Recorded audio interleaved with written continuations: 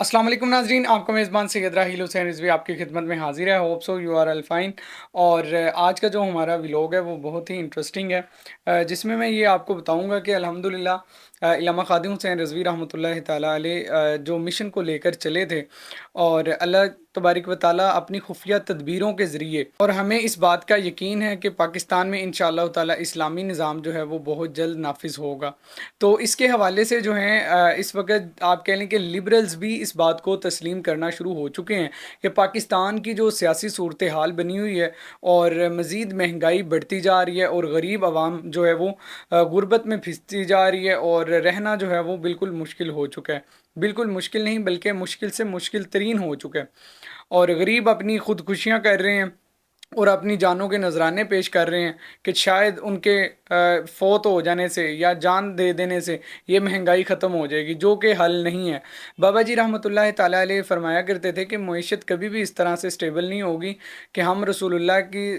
इज़्ज़त व नामूस पर बात ना करें, रसूलुल्लाह की ज़ात से गद्दारी करें और कहें कि हमारे मुल्क की जो मईशत है वो स्टेबल हो जाए। ऐसा कभी नहीं हो सकता। मईशत उसी वक्त स्टेबल होगी जब हम अपने आका मौला सल्लल्लाहु अलैहि वसल्लम की इज़्ज़त व नामूस की बात करेंगे। जब आलम कुफर इस तरह की कोई बात करेगा तो हम उसको उसी वक्त ललकारेंगे। और पाकिस्तान के कर्ज़ों का वाहिद हल भी यही है कि हम उनको कहेंगे कि भाई कर्ज़े आपके हमने नहीं लिए, जिन लोगों ने कर्ज़े लिए ना उनको उठाओ और यहाँ से ले जाओ, उनके पूरे ख़ानदान को ले जाओ। हमने ना तो तुम्हारे से कर्ज़े लिए हैं, और ना ही हम जो ये कर्ज़े लेकर आए हैं IMF के ज़रिए हों या किसी के ज़रिए भी हों,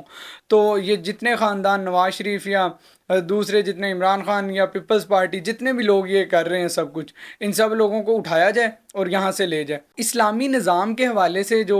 इस वक्त बात की जा रही है वो ये है कि पिछले दिनों जनरल आसिम मनीर साहब ने, आर्मी चीफ हैं, उन्होंने जो है मुलाकात की पाकिस्तान के बड़े, आप कह सकते हैं कि जो सनतकार थे, और उनमें से एक मारूफ सनतकार जिनका नाम ज़ुबैर मोतीवाल है।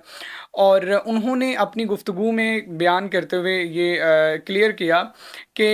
जनरल आसिम मुनीर साहब ने जो है हमें ये उम्मीद दिलाई है कि इंशाअल्लाह ताला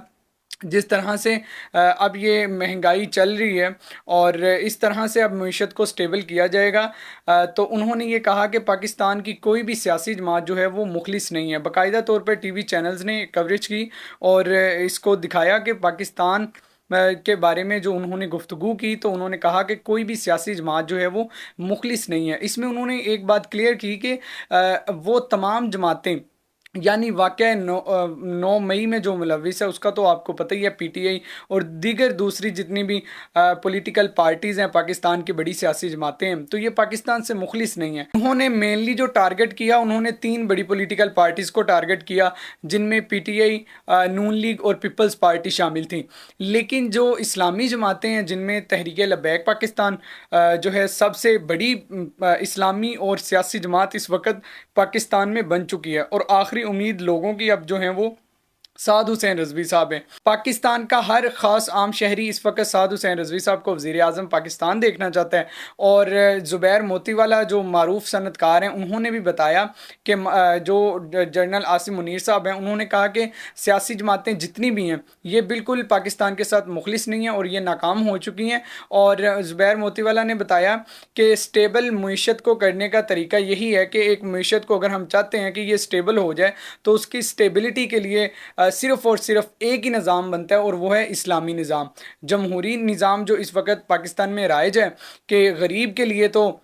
जो है वो कानून है कि एक छोटा सा बच्चा जो चोरी करता है, आटे के थैला जो है वो अगर भूख की वजह से वो किसी जगह से लेने जाता है, तो उसको पकड़कर जो है वो मारा जाता है, पीटा जाता है। लेकिन दूसरी जानिब देखा जाए तो पीपल्स पार्टी की एक खातून, जिनका नाम मैं यहाँ पर लेना पसंद ही नहीं करता, कि एक ऐसी खातून, उनके घर से तकरीबन 97 अरब रुपया जो है वो बरामद हुआ। तो आप ये देखें कि ऐसे लोग कि जहाँ पर एक ऐसे निज़ाम हो कि गरीब को तो जो है वो एक आटा जो है वो चोरी करने पर जो है जेल में डाल दिया जाए, और जो 97 अरब रुपए चोरी करें और पाकिस्तानी अवाम का खून चूसें, तो ऐसे लोग जो हैं वो दंदनाते फिरते हैं। तो ज़ुबैर मोतीवाला ने अपने इंटरव्यू में भी ये बात की کہ اسلامی نظام ہی جو اس کا ہے وہ واحد حل ہے۔ تو اللہ کریم سے ہم بھی یہ دعا کرتے ہیں کہ اب جو جمہوری نظام یہ اس وقت چل رہا ہے یہ ختم ہو اور اسلامی نظام آئے اور رسول اللہ کا دین تخت پر آئے اور وہ سعد حسین رضوی صاحب کے ذریعے آئے۔ مزید میں آپ کو یہ ایک اور ہنٹ دیتا چلوں کہ مجھے ایک بھائی تھے جن سے رابطہ ہوا اور انہوں نے مجھے بتایا کہ سعد حسین رضوی صاحب کے بارے میں ایک شاید انہوں نے کتاب ریڈ کی، اور میں انشاءاللہ اس پر ولاگ کروں گا جب مجھ تک وہ تمام تر تفصیلات آ جائیں گی۔ تو سعد رضوی صاحب ایک عظیم لیڈر ہیں جن میں انہوں نے بتایا کہ ایک اللہ کے بزرگ نے اپنی کتاب میں لکھا ہے کہ قیامت کس طرح سے آئے گی، اور اس سے پہلے انہوں نے بتایا کہ بر صغیر میں نا جب پاکستان بر صغیر 3 حصوں میں تقسیم ہو جائے گا تو اس وقت پھر ایک نوجوان ہوگا جس کی دنیا جو ہے وہ بڑی آپ کہہ لیں کہ عزت کرے گی، اس کو اپنے کندھوں پر بٹھائیں گے، تو اس کو جو ہے اہل شام ان کے ہاتھ پر بیعت کریں گے، تو وہ ہمارے قائد محترم ہی ہیں۔ تو انہوں نے بتایا کہ وہ ایک ایسا لیڈر ہوگا جو پوری دنیا کو فتح کرے گا۔ اس طرح انہوں نے باتیں کی، تو انشاءاللہ جیسے ہی وہ رپورٹس مجھ تک پہنچیں گی تو اس پر میں ولاگ کروں گا۔ ہوپ سو آپ کو یہ جو ویڈیو ہے یہ بھی پسند آئی ہوگی۔ لاسٹ پر آپ سب لوگ بھی کمنٹ میں اپنی رائے کا اظہار ضرور کر سکتے ہیں کہ آپ اسلامی نظام کو دیکھنا چاہتے ہیں یا جمہوری نظام کو دیکھنا چاہتے ہیں۔ اپنے میزبان سید راحیل حسین رضوی کو اجازت دیں، انشاءاللہ بہت جلد ملیں گے کسی نئی ویڈیو میں، تب تک کے لیے خدا حافظ۔